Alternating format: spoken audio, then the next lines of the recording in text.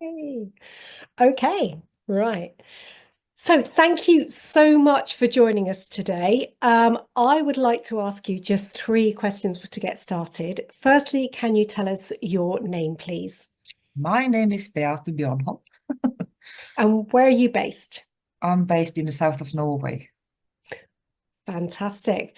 How long have you been a Galen Myotherapist for? I got my diploma as in 2020, so Br 4 years, soon 5. Brilliant. And what made you to decide to train to become a Galen Myotherapist?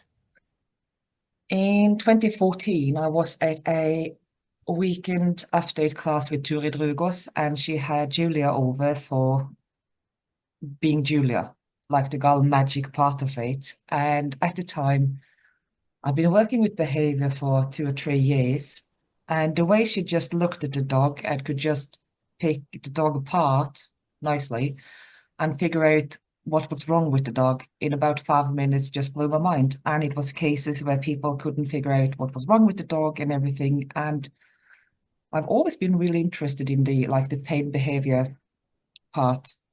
So yeah, that really, really sold me, and I fell in love with the girl magic. So, but Fab. the thing was, just have to say, I had a rehome dog at the time, so I couldn't leave. So I started education in 2014, and I couldn't leave for England for the time I had to. So I had to stop it, and I did another education, and I still missed the magic. So that's why I got back and did it in 2019, 18, 19, 19. Wow, what a journey. That is so amazing. Yeah, So you work alongside with a lot of behavior. Was that a lot of what you were doing before you trained as a Gala-Myotherapist was yeah, training behavior work? yeah. So how do you integrate the two together into a practice? Do you use both of those skills when you see a dog? Absolutely. And when you have both of them, you can take them apart. They come together all the time. So if I do a behavior consultation, I always have the Galen myotherapy part with me.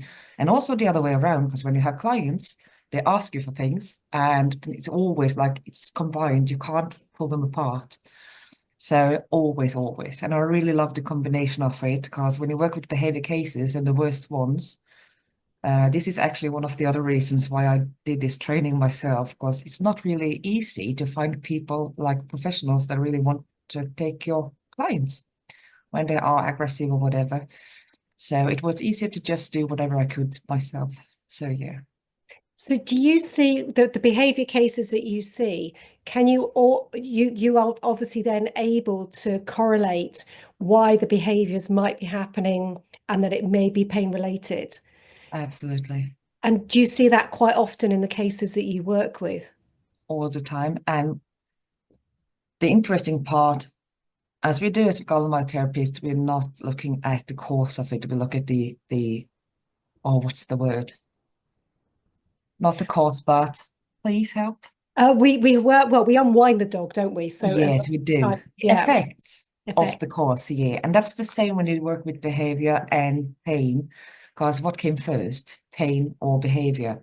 Because you can be so tense that it turns into pain, or you can be in so much pain that you get like in behavioral issues. So it's really hard. So I don't focus as much on that, but it's really nice to be able to. I had like a really big thought about this because we are two in my company, and my colleague and best friend does nutrition, and it's so really important because you have behavior as one thing, you have pain as a second thing, and you have gut brain as a third thing.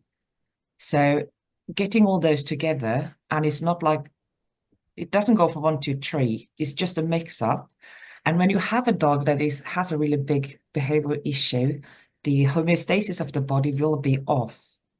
So many of those dogs will have gut issues. And what happens if you give them NSAIDs? I'm not a vet, but it can affect the stomach. So if we can do something with the nutrition and the pain, you can fix everything and you can actually get dogs off the NSAIDs that really makes the stomach issues or whatever. So it's really amazing. And I wouldn't do this anymore if I had to lose one of my skills. That is incredible.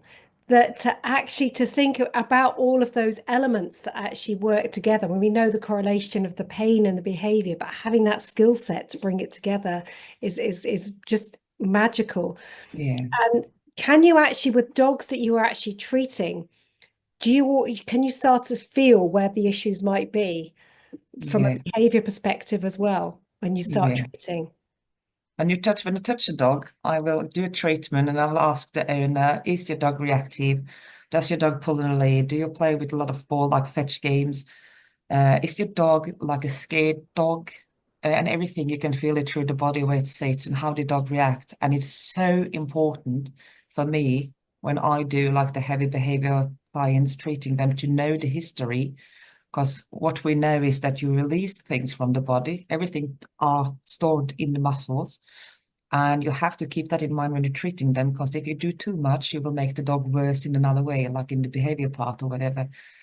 So I really love my skill sets coming together, and they're so important for me. That's incredible. It's so interesting to hear about this. And so how do clients find you in Norway? Do you work through vets or is it word of mouth? How do clients actually get in touch with you? It's always been a word of mouth and some vet sense, but it's not. In Norway, we don't have the what you have in the UK. We don't have to have vet consent. With is living here is a good and a bad thing. It's mostly bad. It's a good thing because you can just grab clients and you can treat clients wherever you meet them. The bad thing is that you don't have the full history, and owners tend to forget that the dog has heart issues. I bet you know when you ask them, do they have any illnesses? No. And then you just wait for 5 minutes. Is there any medications? Oh, it's a heart failure meds. And you go like, exactly.